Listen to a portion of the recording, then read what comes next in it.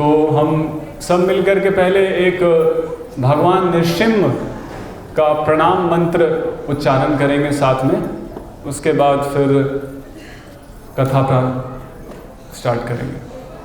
तो पहले एक एक शब्द उच्चारण करते हैं, फिर पूरा मंत्र, जिन लोगों ने पहले नहीं किया होगा ताकि उनको आसान हो। ओम नमो भगवते नरसिंहाय नमः तेजः तेजसे आविर्भव वज्रनखा वज्रदंष्ट कर्माशयान् रन्धय रन्धय तमः ग्रस ग्रस ॐ स्वाहा अभयम् अभयम् आत्मनि भूयिष्ठः ॐ शरणं। ॐ नमो भगवते नरसिंहाय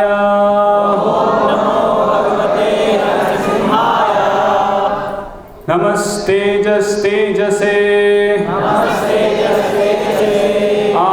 आविर्भव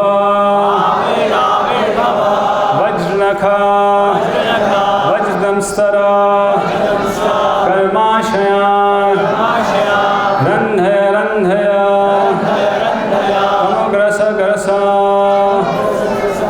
ॐ स्वाहा अभयम् अभयम् आत्मनि भूयिष्ठः ॐ शरणं।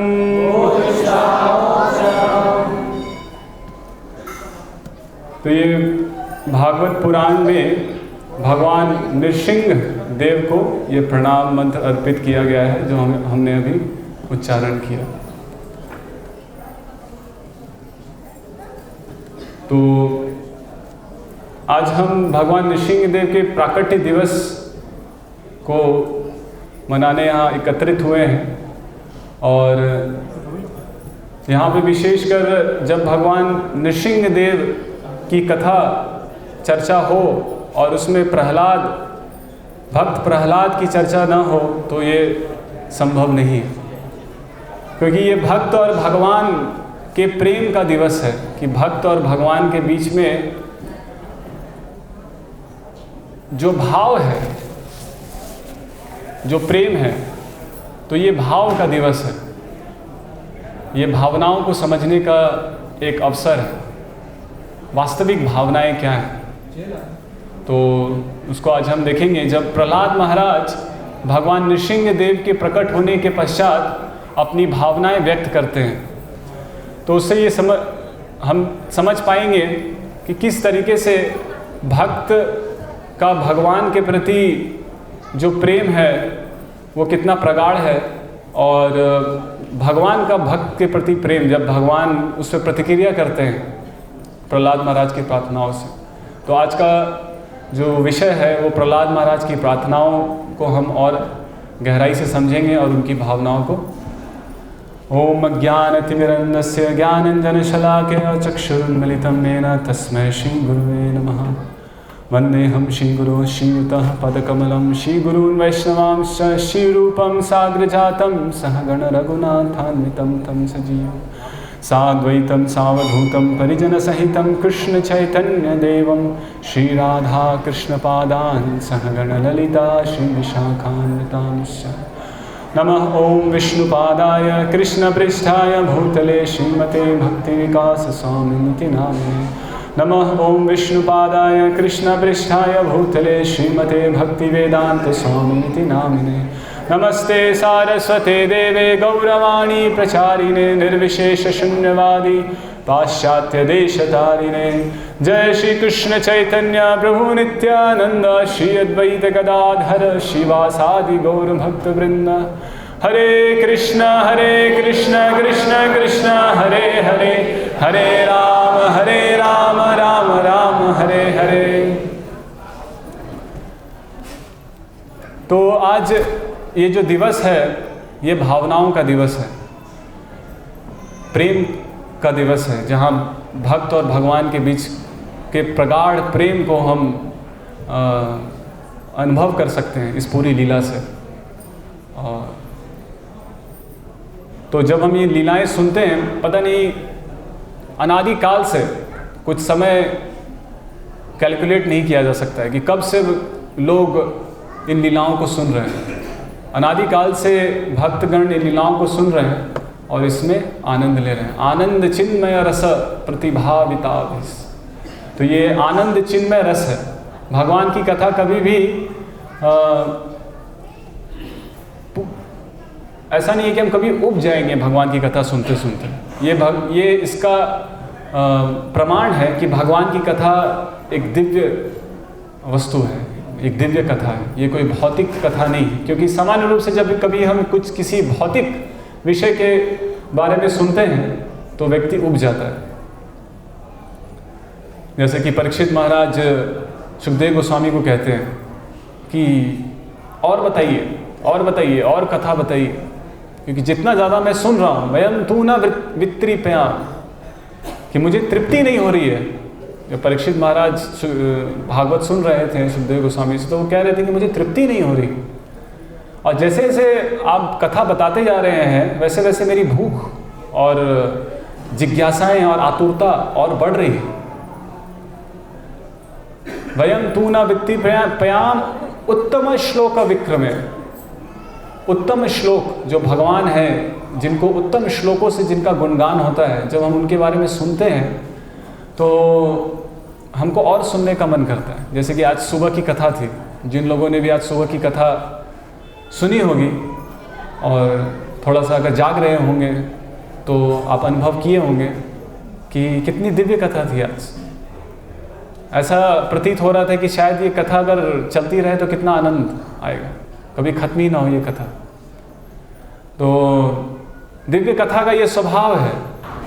और जब दिव्य भक्तों से जब हम भगवान की दिव्य कथा सुनते हैं तो हम समय नहीं देखते हैं कि कब ये खत्म होगा। अगर सुनने वाला दिव्य स्थिति पे है, बोलने वाला दिव्य स्थिति पे है और वस्तु दिव्य है, तो समय और शारीरिक उत्तेजनाएं परेशान नहीं करती है। तो आज सुबह हमने देखा कि कितनी दिव्य रूप से कथा हुई भगवान नृसिंह की लीलाओं के ऊपर। तो जिन लोगों ने नहीं सुना वो YouTube में उसको सुन सकते हैं, बहुत अच्छी कथा थी। तो ये स्वभाव है आनंद चिन्मय, ये हमेशा नया प्रतीत होता है भगवान की कथा।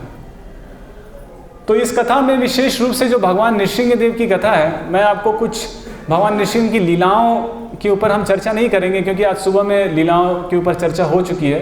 तो अगर आपको उसको सुनना है तो आप सुबह के लेक्चर को सुन सकते हैं। अभी हम जो इस लीला के पीछे जो मुख्य रूप से शिक्षा है, तो आप देखेंगे कि पूरी जो भागवत में जो ये लीला नृसिंह भगवान की और प्रहलाद महाराज की आई है, ये बहुत छोटा सेक्शन है, बहुत कुछ श्लोक हैं। जो मुख्य रूप से श्लोक है वो शिक्षा के ऊपर है, उसके ऊपर उससे क्या हम सीख सकते हैं। इसलिए ये महत्वपूर्ण है कि आज के दिन में हम वो उस शिक्षा को स्मरण करें जो यहाँ से प्रहलाद महाराज और भगवान नृसिंह देव जो मनुष्य समाज को देने के लिए प्रकट हुए। तो यहाँ पे जो सबसे प्रमुख चीज़ सीखने की ये है कि इस लीला में भोग और सेवा, भोग वृत्ति और सेवा वृत्ति को यहाँ प्रदर्शित किया गया है कि भोग वृत्ति का क्या परिणाम है, भोग वृत्ति की निरर्थकता और उसके क्षणिक स्वभाव को यहाँ दिखाया गया है। एक तो निरर्थक है और निरर्थक होने के बावजूद भी अगर आपको प्राप्त हो गया कुछ भोग तो भी वो बहुत क्षणिक है। जैसे कि हम देखते हैं हिरण्यकशिपु, सारे देवी देवता सेवा में लगे हुए हैं, लेकिन फिर क्या हुआ, एक सेकंड में भगवान प्रकट हुए और सारा साम्राज्य और सब खत्म हो गया। तो हम देखते हैं कि कितना निरर्थक है और कितना क्षणिक है। दूसरी तरफ सेवा वृत्ति, जो प्रहलाद की सेवा वृत्ति को हम देखते हैं।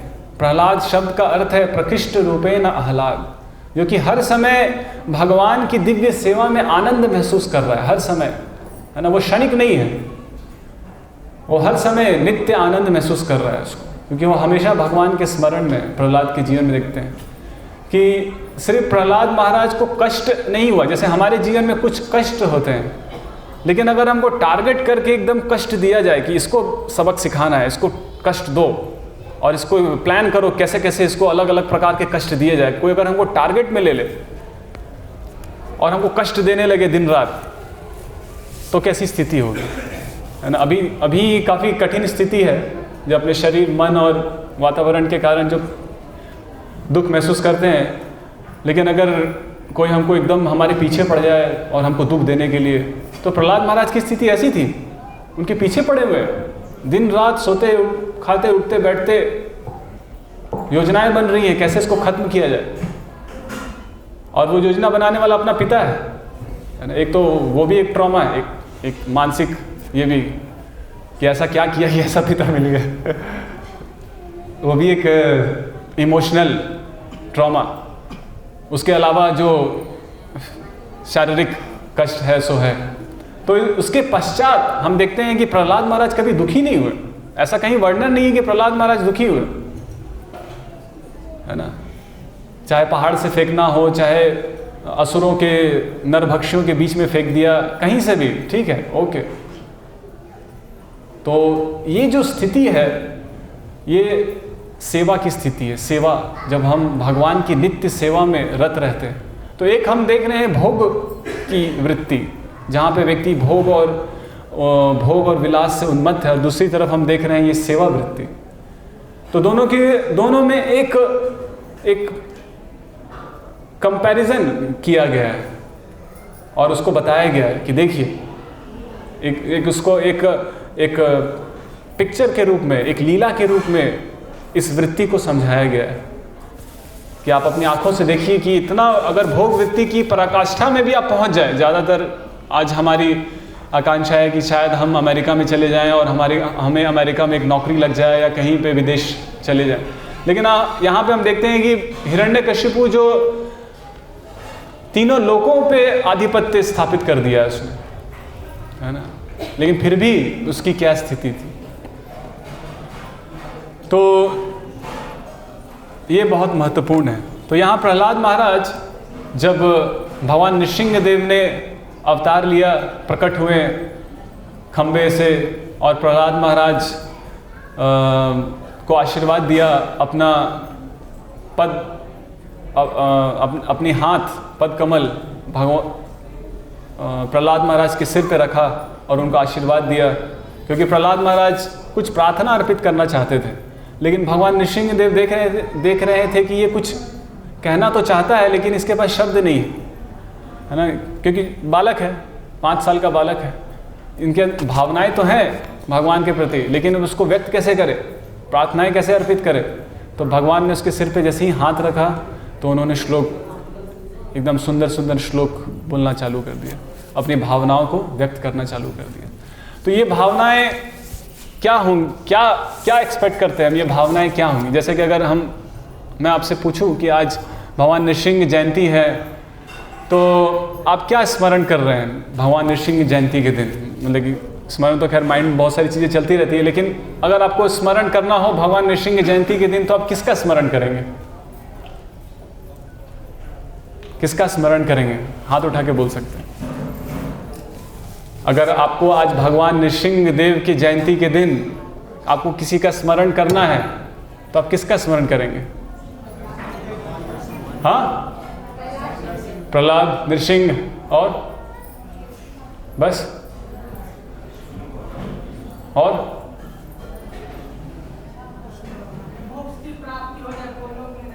मोक्ष का स्मरण करेंगे कि मुक्त हो यहाँ से, और अपने कष्ट का स्मरण करेंगे और इससे मोक्ष प्राप्त करने का प्रयास करेंगे। ये एक स्मरण है। हाँ, और क्या स्मरण करेंगे आप?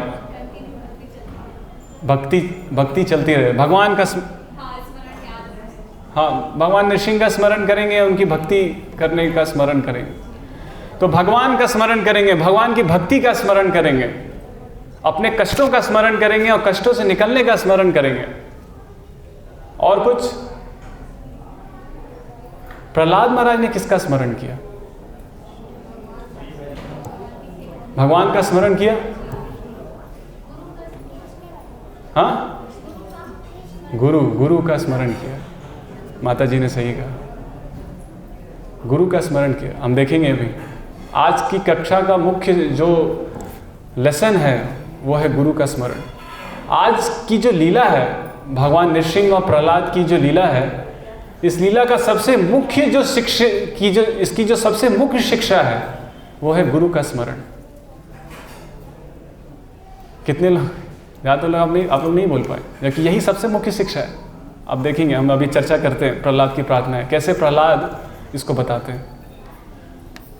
तो प्रहलाद महाराज कहते हैं, श्री प्रहलाद उवाच। तो यहाँ पे प्रहलाद महाराज जो भगवान का स्मरण है, आज जो भगवान के रूप का स्मरण हम कर रहे हैं, ये रूप विशेष रूप से भक्ति विघ्न विनाशक रूप है। ये भक्ति के विघ्नों को खत्म करने का रूप है।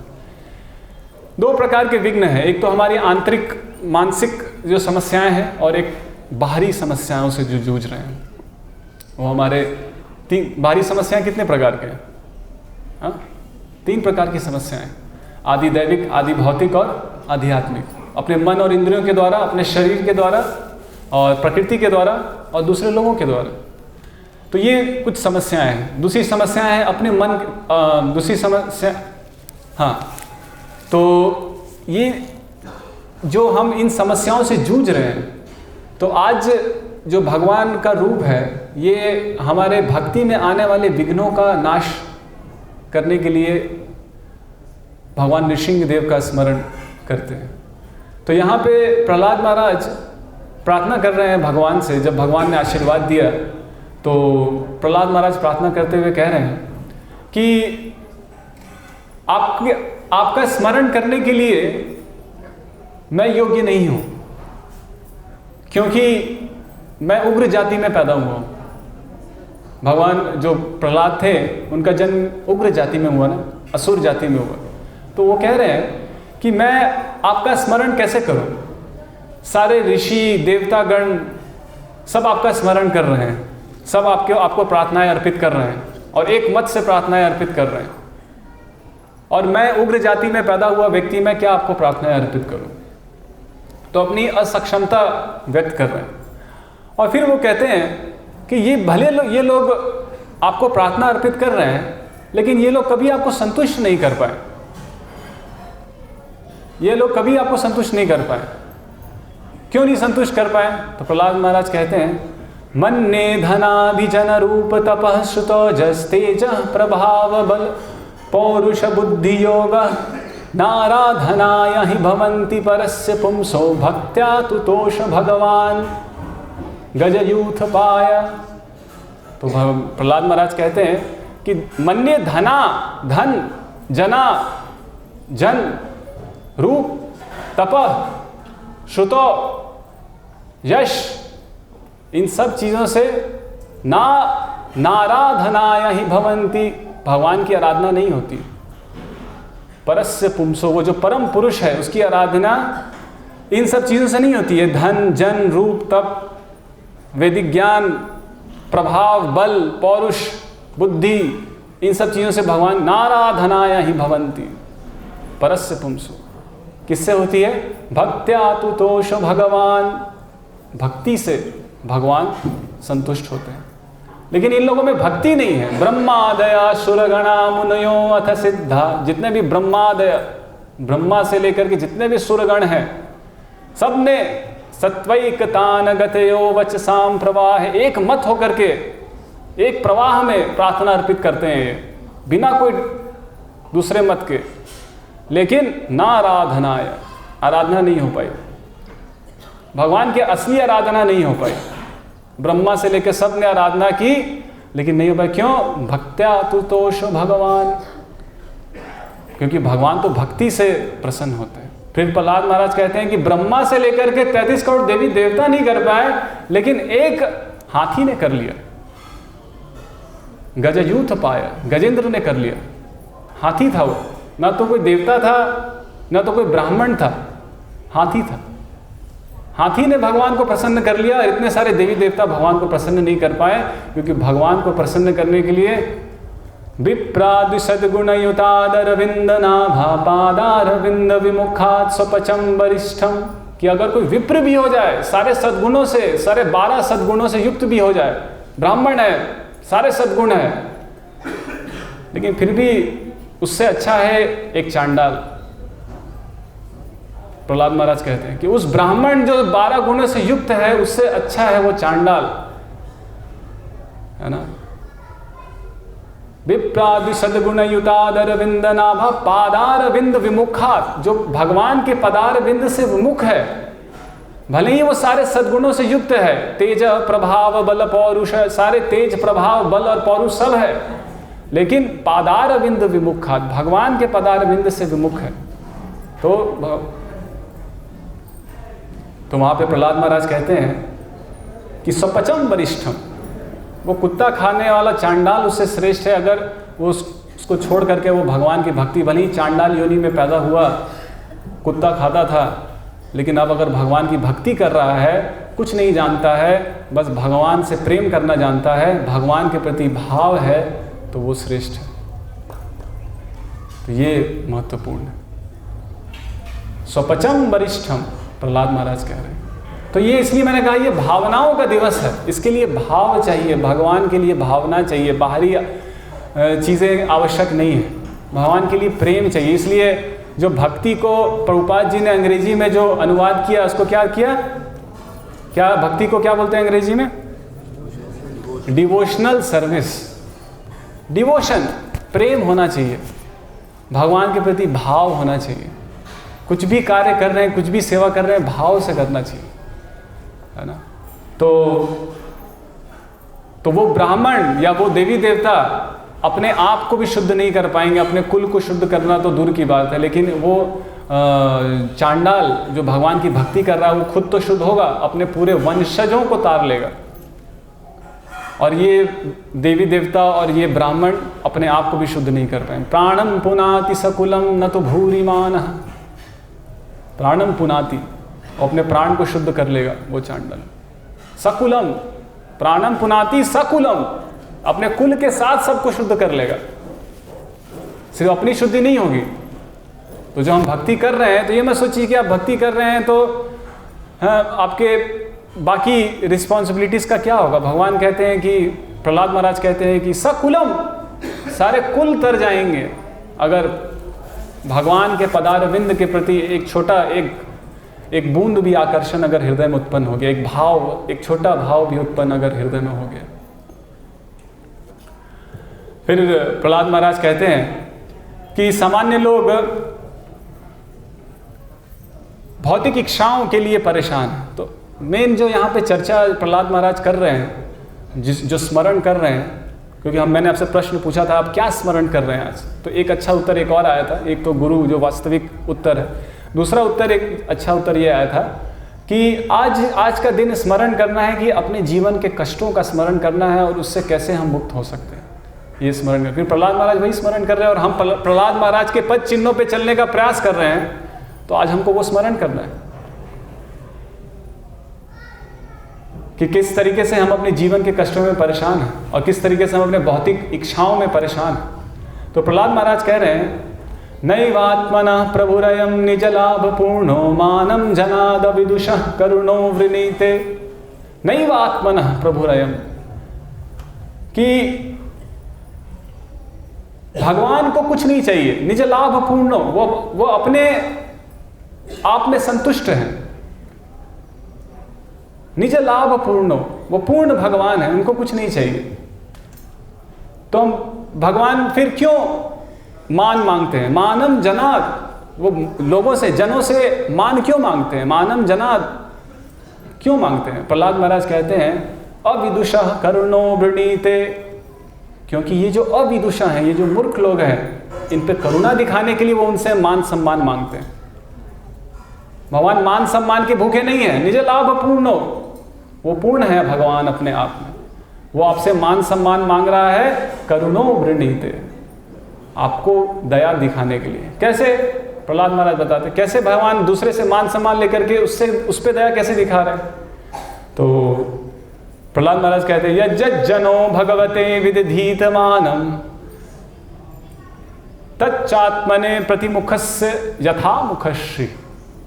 प्रहलाद महाराज कहते हैं यज्जत जनो भगवते विदधीत मानम। जैसा जैसा लोग जो लोग भगवान को मान सम्मान देते हैं, तच्चात्मने प्रतिमुखस्य यथा मुखश्री, वो भगवान को मान सम्मान दे करके देना उनको कृपा कैसे करेगा? प्रहलाद महाराज कहते हैं जिस तरीके से जब हम अपना चेहरा सजाते हैं तो हमारा प्रतिबिंब अपने आप सुंदर हो जाता है। प्रतिबिंब को सुंदर दिखने के लिए प्रतिबिंब को सजाने की आवश्यकता नहीं है। हम वास्तविक जो चेहरा है उसको हम सुंदर बनाएं तो प्रतिबिंब अपने आप सुंदर बनेगा। तो हम भगवान के प्रतिबिंब हैं, हम भगवान के ही एक प्रोटोटाइप हैं, छोटा। जिस तरीके से वो परम भगवान है, उसका हम एक छोटा रूप है, उसी का एक छोटा प्रतिबिंब है, रिफ्लेक्शन है। वो सारी शक्तियाँ जो भगवान में है वो हम में भी आती है, लेकिन थोड़ी कम मात्रा में आती है, बहुत कम मात्रा में। तो हम उसके प्रतिबिंब हैं। तो अगर प्रतिबिंब को सुंदर बनाना है तो कैसे सुंदर बनेगा प्रतिबिंब? प्रतिमुखस्य यथा मुखश्री। अगर प्रतिमुख को सुंदर बनाना है तो श्रीमुख को सुंदर करना होगा। तो श्रीमुख है भगवान का मुख। अगर भगवान के मुख को सजाएंगे, भगवान को अगर हम सुंदर बनाएंगे, भगवान को कपड़े देंगे, तो भगवान ऑटोमेटिकली हमारे सारी आवश्यकताएं पूरी होंगी। प्रभुपाद जी ने कहा कि ये आधुनिक समाज नग्नता की ओर बढ़ रहा है ना, जहाँ शारीरिक लोग अपने आप को शारीरिक रूप से सुखी या अपने शरीर का प्रदर्शन करके ये करना चाहते हैं, सुखी होना चाहते हैं। तो ऐसा क्यों कर रहे हैं? क्या उनको समझ में नहीं आ रहा है कि वो नग्न होकर के ज़्यादा खुश नहीं होंगे जितना वो कपड़े पहन करके होंगे? तो उनको इतनी खुशी क्यों मिल रही है नग्न होकर के? तो प्रभुपाद जी ने कहा क्योंकि उन्होंने भगवान को कपड़ा नहीं पहनाया, माया ने उनके कपड़े उतार दिए। अगर हम भगवान को नहीं पहनाएंगे कपड़े, भगवान हमें नंगा कर देंगे, है ना। भगवान को अगर हम भोग नहीं लगाएंगे तो हमें भूखा मरना पड़ेगा। एक बार इस्कॉन बॉम्बे में बहुत मच्छर था, बहुत मच्छर शुरू में बहुत, और सारे भक्त जो भी आ रहे थे इस्कॉन टेम्पल में, उस समय टेम्पल बन रहा था, शुरू का समय था, टेम्पल बन चुका था, लेकिन वहाँ समस्या थी बहुत मच्छर। आज यहाँ पे भी बहुत समस्या है, बहुत मच्छर। तो सब परेशान थे। तो सब सारे भक्तों को मलेरिया हो रहा था, वहाँ पे कोई रहना नहीं चाहता था क्योंकि जो आता था सबको मलेरिया हो जाता था, और कई बार मरने की जैसी स्थिति हो जाती थी। बहुत परेशान थे लोग। तो वहाँ पे फिर भक्तों ने क्या किया, महाराज ने आदेश दिया कि भगवान को मच्छरदानी लगाओ, भगवान के ऊपर मच्छरदानी लगाओ। भगवान को मच्छर नहीं काटेगा, हमको भी नहीं काटेगा। तो भगवान के ऊपर मच्छरदानी लगाया तो मच्छर आना फिर धीरे धीरे बंद हो गया। तो इस तरीके से अगर हम भगवान को संतुष्ट करें तो सारी चीज़ें हो जाएंगी। कई बार लोग कहते हैं लेकिन हम प्रभु जी हम भगवान को संतुष्ट करेंगे तो मेहनत कौन करेगा, क्या रोटी खुद से आ जाएगी? तो ऐसा एक बार प्रभुपाद जी से पूछा, मेहनत तो करना पड़ेगा। तो प्रभुपाद जी ने बोला कि बैकुंठ में कौन मेहनत करता है? बैकुंठ में कौन मेहनत करता है? कोई मेहनत नहीं करता है। बैकुंठ में कितने लोग हैं? भौतिक जगत से तो 1/4 है, उसका 3/4 लोग बैकुंठ में, और वहाँ कोई मेहनत नहीं करता है। सब बैठ के खाते हैं, सब बैठ के मज़ा करते हैं, सब बैठ के आनंद करते हैं भगवान के साथ। कौन पालता है उनको? कोई मेहनत करने की आवश्यकता नहीं है। अगर हम सिर्फ भगवान का नाम लेंगे यहाँ मंदिर में बैठ करके, सारी आवश्यकताएं भगवान ला करके यहाँ पहुँचाएंगे, ला करके देंगे। लेकिन क्या हम कर सकते हैं? इसलिए भागवत में भी कहा गया, तावत कर्वाणि कुर्वीता न निर्विद्येत यावता मत कथा श्रवणादो वा श्रद्धा यावन न जायते। कि तब तक ही कर्म करने की आवश्यकता है जब तक श्रद्धा न जायते, श्रद्धा का जन्म नहीं हुआ है। जिस दिन भगवान के प्रति प्रेम और श्रद्धा का जन्म हो गया उस दिन कर्म की क्या आवश्यकता है, भौतिक कर्म की क्या आवश्यकता है। तावत कर्माणि कुर्वीता, तब तक ही कर्म करना है। मत कथा श्रवणादो वा, जब तक भगवान की कथा को श्रवण करने के लिए प्रेम हृदय में उत्पन्न है। जिस दिन भगवान की कथा और भगवान की सेवा के लिए श्रद्धा और प्रेम उत्पन्न हो गया, उस दिन कोई कर्म की आवश्यकता नहीं। कब तक कैदी को कब तक पत्थर तोड़ने की आवश्यकता है? कब तक? जब तक उसके अंदर विद्रोही स्वभाव है, जब तक वो सरकार की सत्ता का विद्रोह करेगा, तब तक पत्थर तोड़ेगा। जिस दिन उसने सरकार की सत्ता मान ली, उस दिन फिर उसको पत्थर तोड़ने की जरूरत नहीं है, मुक्त हो गया जेल से। ठीक है, तो फिर प्रहलाद महाराज कहते हैं कि भौतिक इच्छाओं को संतुष्ट करने के लिए या भगवान जो अपने ऊपर मान सम्मान मांगते हैं, एक्चुअली में ये हमारे अच्छे के लिए मानते हैं, इसमें हमारा हित है। फिर प्रहलाद महाराज कहते हैं कि मैं आपको प्रार्थना कैसे अर्पित करूं, क्योंकि उनको वो सोच रहे थे कि मैं तो उग्र जाति का हूं और ब्रह्मा और सुरगणा ये और जितने भी ब्राह्मण हैं ये सब प्रार्थना अर्पित करते हैं, लेकिन ये सब भी असक्षम हैं, और इस तरीके से वो अपने आप को बहुत हीन समझ रहे थे। लेकिन अब वो अपनी जुटाते अपनी शक्ति और वो कहते नहीं, मैं प्रार्थना करूंगा, है ना। और कहते हैं तस्माद हम विगत विक्लव ईश्वरस्य सर्वात्मना महि गृणामि यथा मनीषम नीचो अजया गुण विसर्गम अनुप्रविष्ट पुयेत ये नहीं पुमान अनुवर्णितेन। वो कहते हैं कि नीचो, मैं नीच हूँ, अजया, मैं अंधकार में मेरा जन्म हुआ है, मैं तमोगुण में मेरा जन्म हुआ है, उग्र जाति में मेरा जन्म हुआ है, मैं नीच हूँ, लेकिन मैं अब अपने सारे इन विचारों को त्याग रहा हूँ। तस्माद हम विगत छोड़ रहा हूँ, विक्लवा अपनी कमजोरियों को छोड़ रहा हूँ, ईश्वरस्य सर्वात्मना महि गृणामि, अब सर्वात्मना अपने सारे मन और इच्छा से सर्वात्मना महि गृणामि, उस महान भगवान का गायन अब मैं करूँगा। अब मैं नहीं सोचूंगा, अपनी कमजोरियों को नहीं सोचूंगा, है ना, और मैं भगवान की सेवा के लिए अब कुछ बोलूँगा। सर्वात्मना महि गृणामि यथा मनीषम, जितनी बुद्धि है उतना बोलूँगा, यथा मनीषम, कोई फर्क नहीं पड़ता। ठीक है, सुरगणा देवता और ब्रह्मा नहीं कर पाए, लेकिन ठीक है, मेरी जितनी बुद्धि है मैं करूँगा, है ना, ये बहुत आवश्यक है। यथा मनीषम, जिसकी जितनी क्षमता है उतनी सेवा कर सकता है भगवान की।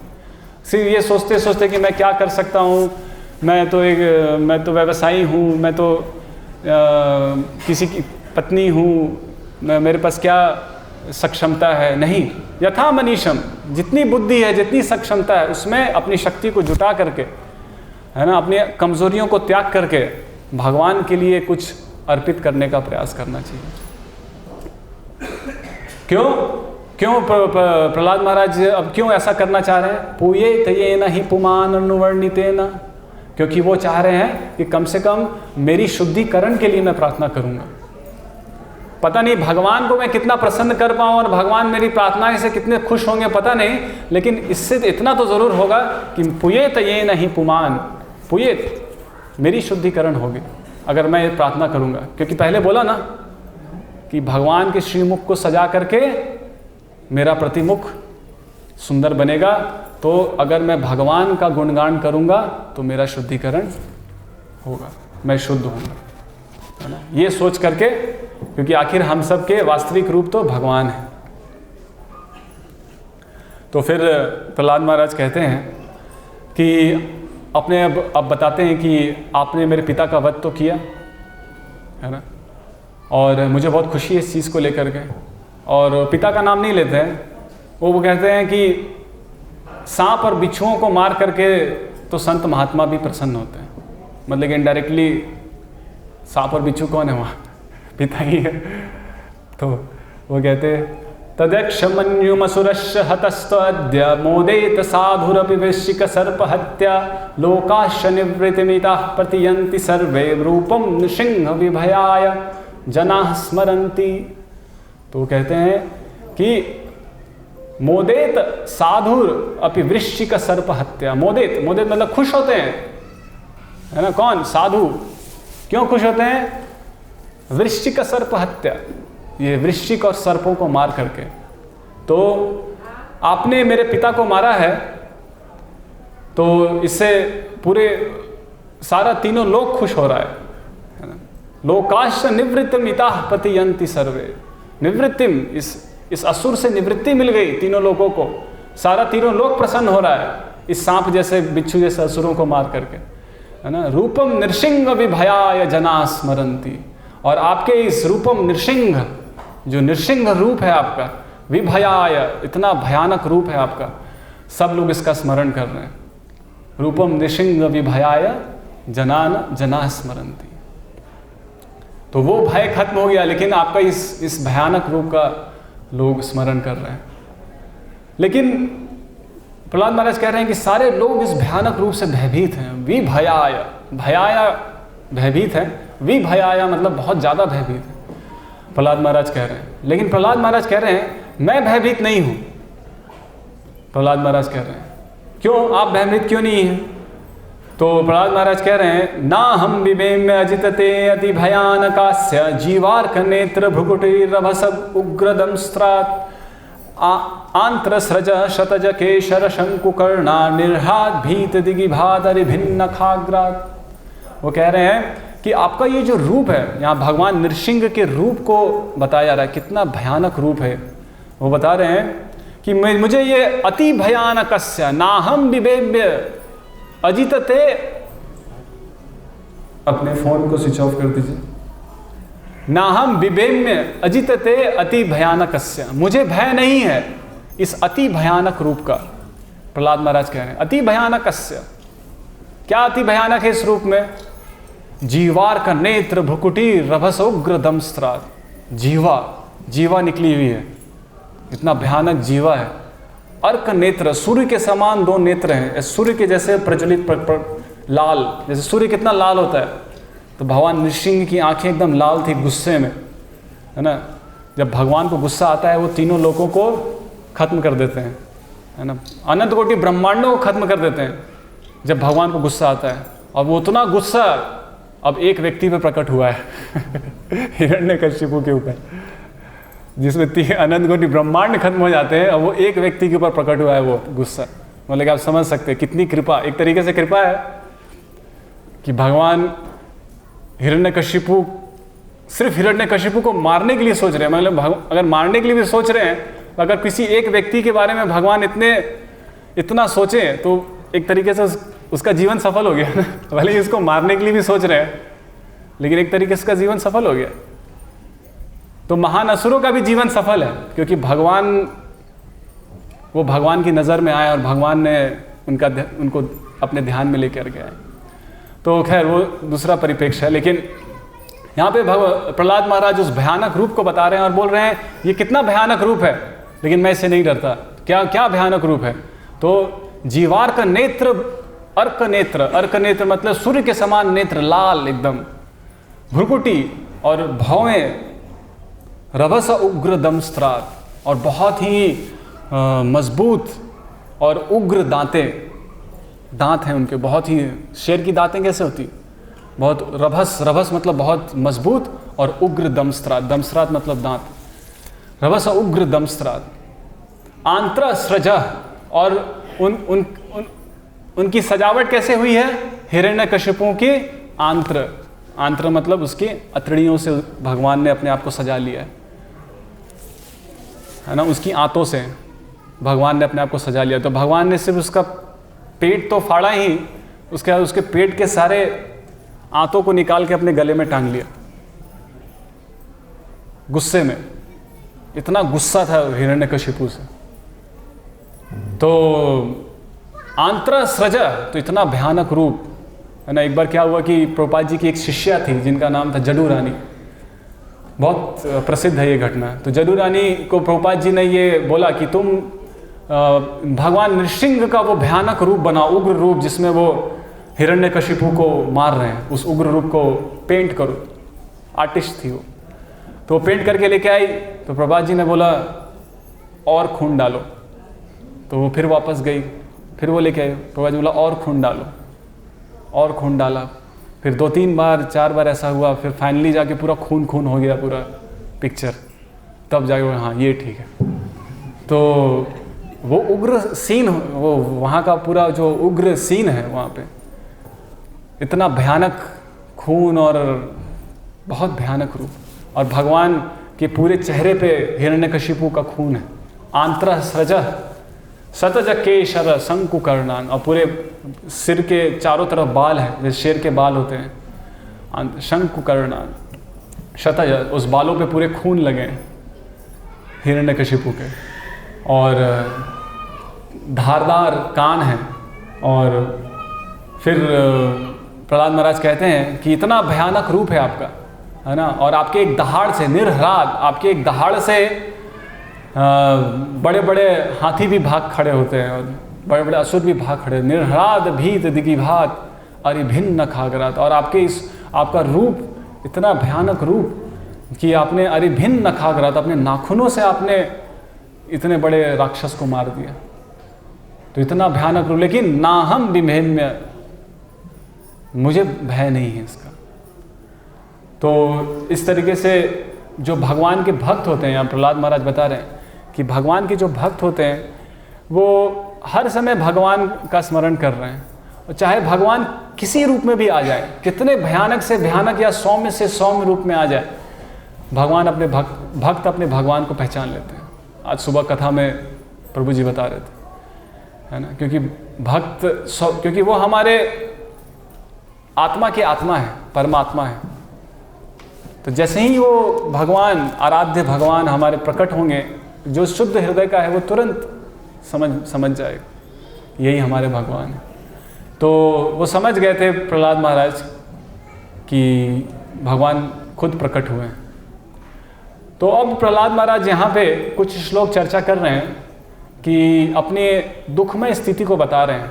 प्रहलाद महाराज दुखी नहीं है, प्रहलाद महाराज अत्यंत आह्लाद में है, लेकिन यहाँ पे अपने दुख की गाथा गा रहे हैं। दुखेर कथा, अपने दुख की गाथा गा रहे हैं।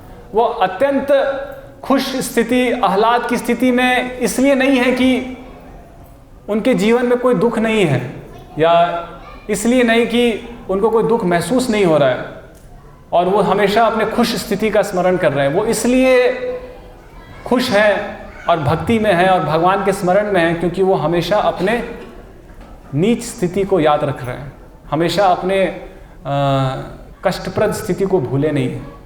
वो अगर वो समझने लगे कि मैं भगवान का महान भक्त बन गया हूँ और अब मेरे लिए क्या दुख है, अब तो बस आनंद ही आनंद है, उसी दिन खेल खत्म हो जाएगा। वो महान भक्त जो महान है, उनकी महानता ये है कि वो हमेशा अपने निकृष्ट स्थिति को याद रखते हैं कि हम किस स्थिति में हैं, हम किस दुखदाई स्थिति में, इसलिए वो महान है और इसलिए वो भगवान का स्मरण कर पा रहे हैं। तो प्रहलाद महाराज कहते हैं, कुछ बहुत प्रसिद्ध श्लोक आज हम चर्चा कर रहे हैं, आने वाले 3-4 श्लोक हम देखेंगे। त्रस्तोऽस्म्यहं कृपणवत्सल दुःस उग्र संसार चक्र कदनाग्रस्तां प्रणीतः बद्धः स्वकर्मभिरुशतमते अंग्रिमूलम प्रीतो अपवर्ग शरणं हि वसे कदानु। तो प्रहलाद महाराज कहते हैं, त्रस्तो अहम, मैं बहुत त्रस्त हूँ। त्रस्तो अस्म्यहं, कृपण, मेरी स्थिति बहुत कृपण है, बहुत त्रस्त कृपण की स्थिति में हूँ। और आप कृपण वत्सल हैं, आप सारे कृपणों का उद्धार करने वाले हैं, कृपण वत्सल। और मेरी स्थिति कैसी है, तो ये त्रस्तता कैसी है, दुःसह, इसको सह पाना बहुत कठिन है। दुःसह, ये सहन नहीं हो रहा है, ये इतनी त्रस्त स्थिति अब सहन नहीं होती है। कभी कभी ऐसा लगता है ना, इतना कष्ट, इतना दुख सहन नहीं हो रहा है। तो दुःसह और उग्र, ये कष्ट बहुत उग्र है, ऐसा नहीं बस शांति से दर्द हो रहा है ना, उग्र है, झंझोड़ रहा है, उथल पुथल मचा रहा है।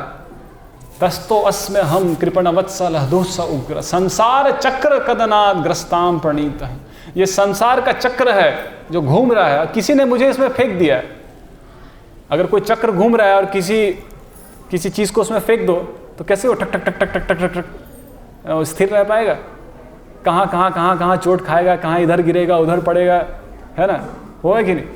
तो बोल रहे हैं कि पता नहीं कैसे मैं इस चक्र में गिर गया, इस संसार चक्र में, जन्म मृत्यु का चक्र इतनी तेजी से घूम रहा है और किसी ने मुझे उसमें फेंक दिया और मैं भी उसमें घूम रहा हूँ। पता नहीं अब कैसे यहाँ में गिर गया।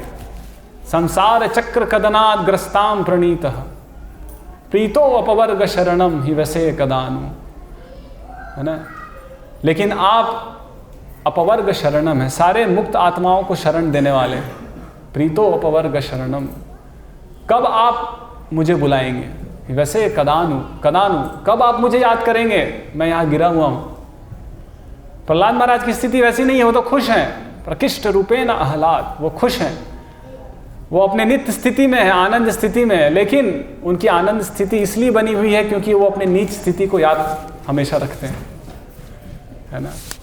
तो ये हमेशा याद रखना है। कभी भी हम भक्ति की कितनी भी प्रगत अवस्था में क्यों ना पहुंच जाएं, अगर हम अपने पतित अवस्था को भूल गए, उसी दिन हमारा पतन हो जाएगा। एक बार प्रभुपाद जी के एक बहुत महान शिष्य थे, गुरु महाराज बता रहे थे, उनके एक गुरु भाई थे। तो उन्होंने प्रवचन में कहा, अब मैं माया से मुक्त हो चुका हूं, अब मेरी इंद्रियां मेरे संयम में है, अब माया मुझे प्रभावित नहीं कर सकती। और जैसे ही उन्होंने कहा, गुरु महाराज ने कहा, उसी क्षण से वो माया के चंगुल में गिर चुके थे।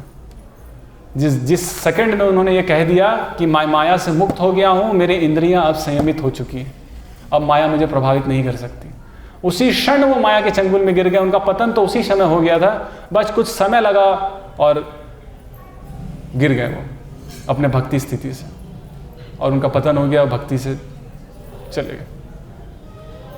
तो जिस क्षण भी अगर हमारे अंदर ये ख्याल आ जाए कि अब मैं मुक्त हो चुका हूं, अब मेरी इंद्रियां संयमित हो चुकी हैं, अब माया, मुझे लगता है अब माया का प्रभाव लगभग अब खत्म ही हो चुका है, उसी दिन हम समझ जाएं कि अब बहुत pride comes before a fall, अंग्रेजी में कहा, अहंकार पतन से पहले आता है।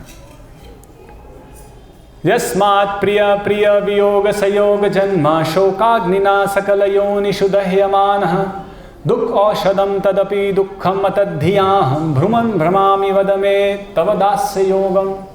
वो कह रहे हैं प्रहलाद महाराज कि ये भौतिक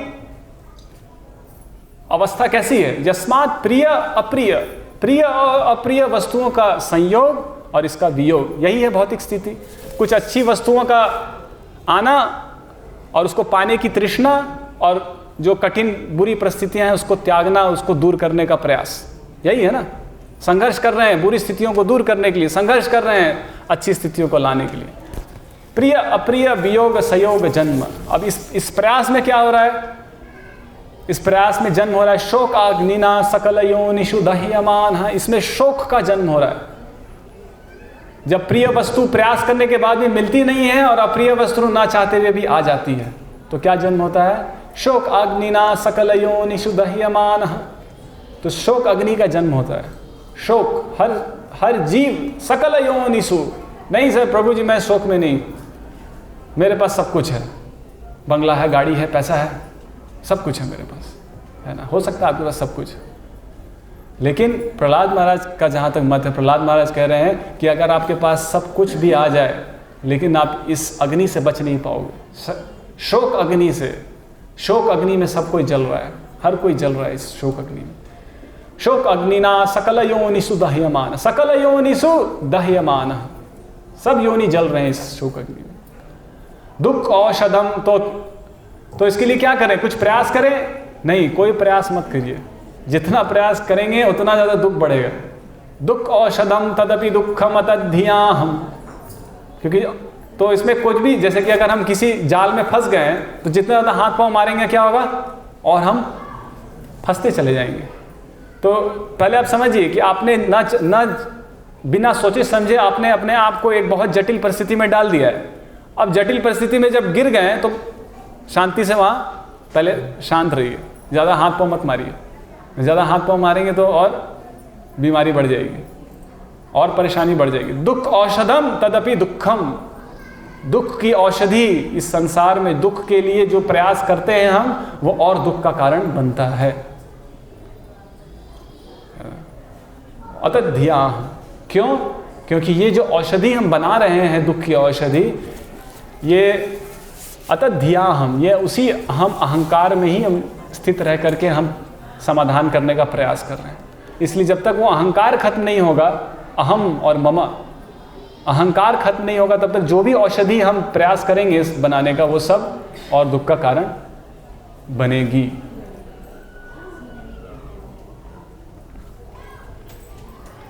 तो यहाँ पे ये चीज़ सबसे महत्वपूर्ण है। तो यहाँ पे प्रहलाद महाराज अपनी शोक स्थिति को गा करके प्रहलाद महाराज फिर कहते हैं कि मैं आपसे क्या मांगू, मेरी तो स्थिति ऐसी है ना। और मेरे पिता जो इतने महान थे उनको तो आपने 7 बजे आरती, जो मेरे पिता इतने महान थे उनको तो आपने सतुते निरस्त, उनको तो निरस्त कर दिया आपने, तो अब मैं आपसे क्या मांगू। तो प्रहलाद महाराज कहते हैं कि जो भी कुछ मैं आपसे मांगूंगा वो इतना तो नहीं होगा, हिरण्यकशिपु से ज़्यादा तो मैं नहीं मांग सकता जितना हिरण्यकशिपु के पास था, और उसको आपने निरस्त कर दिया। तो मेरी आपसे इच्छा बस यही है कि आप मुझे अपने प्रिय भक्त नारद मुनि की सेवा दीजिए। एवं जनम निपतितम प्रभवाहि कूपे कामाभिकाम मनुयः प्रपतन प्रसंगात् कृत्वात्मसात् सुर ऋषिना भगवन् गृहीतः। कृत्वात्मसात्, क्यों मुझे नारद मुनि की सेवा, क्यों मुझे गुरु की सेवा क्यों चाहती है? भगवान यहाँ साक्षात खड़े हैं, आप गुरु की सेवा मांग रहे हैं, आपको भगवान को देख करके संतुष्टि नहीं मिल रही है? नहीं। सोहम कथम नु विसृजे तव भृत्य सेवा, मैं अपने गुरु को कैसे छोड़ दूँ? प्रहलाद महाराज कह रहे हैं। क्यों? क्योंकि मैं उस कुएं में गिरा हुआ था, अंधकार के कुएं में गिरा हुआ था, मेरे गुरु ने मुझे वहां से निकाला, मैं कैसे छोड़ दूँ उस गुरु की सेवा? कामाभिकाम मनुयः प्रपतन प्रसंगात्, और उस गुरु ने आत्मसात, कृत्वात्मसात सुर ऋषिना, उस गुरु ने मुझे आत्मसात किया, मुझे मेरे उस अंधकूप से निकाला जहाँ मैं गिरा हुआ था और कोई ध्यान नहीं था, मैं सड़ रहा था उसी में। कृत आत्मसात, मुझे वहाँ से उठा करके अपने गले लगाया। कृत आत्मसात सुर ऋषिना, उस सुर ऋषि ने भगवान गृहीतः, वो भगवान के समान है वो ऋषि। सो हम कथम नु विसृजे, तो मैं कैसे उस नारद मुनि अपने गुरु की सेवा छोड़ दूँ? तो मुझे आप अपने प्रिय भक्त नारद मुनि की सेवा में युक्त कीजिए। तो हम देखते हैं कि वर्तमान समय में प्रभुपाद जी ने हम पर जो कृपा की, जो नारद मुनि के प्रतिनिधि हैं प्रभुपाद जी ने, तो आज का दिन बहुत महत्वपूर्ण है। इसलिए भगवान नृसिंहदेव का स्मरण तो करना है, लेकिन उससे भी महत्वपूर्ण है कि अपने निकृष्ट स्थिति को याद करें और उस गुरु को याद करें जिसने हमको वहाँ से निकाला है। आज का दिन बहुत महत्वपूर्ण है, क्योंकि जब भगवान ने प्रहलाद को आशीर्वाद दिया तो प्रहलाद को गुरु का स्मरण हुआ। वो अपने गुरु का स्मरण कर रहा है कब? जब भगवान ने उसके सिर पे हाथ रखा, तो भगवान का आशीर्वाद पा करके वो गुरु का स्मरण कर रहा है, गुरु का स्मरण दृढ़ हो रहा है। अपने गुरु, अपनी पति स्थिति को याद करके अपने गुरु को धन्यवाद दे रहा है। तो आज का दिन है जिसमें हम याद करें कि किस तरीके से हम अपने पति स्थिति से उभर करके आज हम भगवान की कुछ भक्ति कर पा रहे हैं, और स्मरण करें खास करके प्रभुपाद जी का, क्योंकि प्रभुपाद जी की कृपा से आज हम सब यहाँ पे हैं। और न जाने प्रभुपाद जी ने, जानते हैं हम, ऐसा तो नहीं जानते हैं, प्रभुपाद जी ने कितना कष्ट किया है हमारे लिए। तो सो हम कथम नु विसृजे तव भृत्य सेवा, तो हम प्रभुपाद जी की सेवा कैसे छोड़ सकते हैं? प्रहलाद महाराज कह रहे हैं कि आप मुझसे बोल रहे हैं आशीष मांगने के लिए, मैं आपसे आशीष कुछ नहीं, मुझे बस आशीष यही चाहिए कि मुझे मेरी गुरु की सेवा चाहिए। मैं गुरु की सेवा कैसे छोड़ दूँ? तो हम प्रभुपाद जी की सेवा कैसे छोड़ सकते हैं? क्या हम भूल गए हैं अपनी पतित स्थिति को? क्या हम भूल गए हैं कि हमको कहाँ से हमारे गुरु ने निकाला था? प्रहलाद महाराज ये नहीं मांग रहे हैं। प्रहलाद महाराज ने कहा लीला कथा, मुझे आपकी लीला कथा में बहुत आनंद मिलता है। लेकिन प्रहलाद महाराज ने वो लीला कथा नहीं मांगी कि मुझे अपनी लीलाओं में मुझे आनंद दीजिए, मैं आपके साथ आपकी लीलाओं में आनंद करूंगा। नहीं, प्रहलाद महाराज वो नहीं मांगा। प्रहलाद महाराज ने अपनी गुरु की सेवा मांगी। उसी तरीके से हम प्रभुपाद जी को देखते हैं कि प्रभुपाद जी वृंदावन में थे, लेकिन प्रभुपाद जी ने वृंदावन को छोड़ करके वो अपनी गुरु की सेवा करने गए। तो ये है प्रहलाद महाराज के पद चिन्हों पे कार्य करना। प्रहलाद महाराज के जो पद चिन्ह जो पे हमको चलना है वो ये समझना है कि लीला कथा का स्मरण करना, भगवान का स्मरण करना। कई लोगों ने बोला कि आज हम भगवान का स्मरण कर रहे हैं, लेकिन प्रहलाद महाराज अपने गुरु का स्मरण कर रहे हैं। बस एक बार 50 श्लोकों की प्रार्थनाओं में बस एक बार उन्होंने कहा आपकी लीला कथा में मुझे आनंद मिलता है, बस एक बार कहा है। बाकी उन्होंने गुरु की सेवा और अपनी त्रस्त स्थिति के बारे में बताया। तो सबसे आवश्यक ये है कि हमको अपने त्रस्त स्थिति को समझना है और गुरु के की सेवा को समझना है। गुरु की सेवा ही साधन है और गुरु की सेवा ही साध्य है। गुरु की सेवा ही माध्यम है, गुरु की सेवा ही लक्ष्य है। उससे ज़्यादा और कुछ प्रार्थना करने की आवश्यकता नहीं है, उससे ज़्यादा और कुछ स्मरण करने की उससे ज़्यादा आवश्यकता नहीं है, क्योंकि भगवान की कृपा हम चाहते हैं। भगवान की कृपा ही गुरु का स्मरण है, गुरु की सेवा। तो अगर हमको गुरु की सेवा मिली है और हम कुछ चाहते हैं तो और क्या चाहते हैं? यही तो वास्तविक चीज़ है जो हमको प्राप्त होनी है, वो मिल गई। जब प्रभुपाद जी अमेरिका में थे और प्रभुपाद जी ने पत्र लिखा अपने गुरु भाइयों को, और उनके जो सबसे निकट गुरु भाई थे उन्होंने पत्र लिखा। उन्होंने कहा कि मैं यहाँ पे उत्सव नहीं मना पा रहा हूँ, मैं यहाँ अकेला हूँ, मैं यहाँ उत्सव नहीं मना पा रहा हूँ और बहुत कष्ट है, खाने पीने को लेकर के और अलग अलग परिस्थितियों में बहुत कष्ट है। लेकिन मैं यहाँ क्यों हूँ? क्योंकि मेरे गुरु का आदेश है, ये मेरा कर्तव्य है, इट इज़ माई ड्यूटी, ये मेरा कर्तव्य है। प्रभुपाद जी वृंदावन में थे। प्रभुपाद जी ने बोला कि प्रभुपाद जी ने अपने शिष्यों को बोला कि तुम लोग कभी नहीं समझ पाओगे कि मैं वृंदावन छोड़ के मैंने कितना कष्ट किया, कि वृंदावन छोड़ना मेरे लिए कितना कष्टदायी था, तुम लोग कभी नहीं समझ पाओगे। तो एक महान भक्त के लिए वृंदावन छोड़ना और भगवान के धाम को छोड़ना और उस हिप्पियों के बीच में जाकर के रहना। प्रभुपाद जी रास्ते पे चलते थे तो लोग मजाक उड़ाते थे, हिप्पी। प्रभुपाद जी सबसे पहली बार जब शुरू में प्रचार में जाते थे तो प्रभुपाद जी अलग अलग गार्डन में बैठ करके कीर्तन करते थे, अलग अलग गार्डन में। तो पुलिस आती थी, भागो यहाँ से, प्रभुपाद जी को भगा देती थी डरा करके। तो प्रभुपाद जी रोड पे बैठ के कीर्तन करने लगते थे। रोड एकदम गर्म रहता था धूप से, एस्फल्ट का रोड होता है ना, रोड जो बनती है धूप में कितनी गर्म हो जाती है, अब चल नहीं सकते। तो उस रोड पे बैठ जाते थे। भक्तगण जो साथ में रहते थे वो उनकी हालत खराब नहीं थी। प्रभुपाद जी बस बैठ गए तो बैठ गए, क्योंकि उनको गार्डन से भगा दिया, अब कोई और जगह नहीं है। तो प्रभुपाद जी उस गर्म रोड पे बैठ गए और वहाँ पे कीर्तन करने लगे। और वहाँ पे वो भक्त जो उन्होंने किताब लिखी है वो बताते हैं कि उनको कोई फर्क नहीं पड़ता है कि आसपास के लोग क्या देख रहे हैं, क्या बोल रहे हैं। और वहाँ जो भक्त हैं किसी तरीके से शर्म तो उनको आ रही है, लोग देख रहे हैं, किसी तरीके से कर रहे हैं। लेकिन प्रभुपाद जी रोड पे बैठ करके उन्होंने कीर्तन किया, और रोड पे बैठ करके कीर्तन करके इस संस्था को खड़ा किया और आज इतनी बड़ी संस्था बनाई है। तो अब हमारा उत्तरदायित्व है। सो हम कथम नु विसृजे तव भृत्य सेवा, कैसे हम गुरु की सेवा छोड़ सकते हैं? कैसे हम प्रभुपाद जी की सेवा छोड़ सकते हैं? कैसे हम भूल जाएं?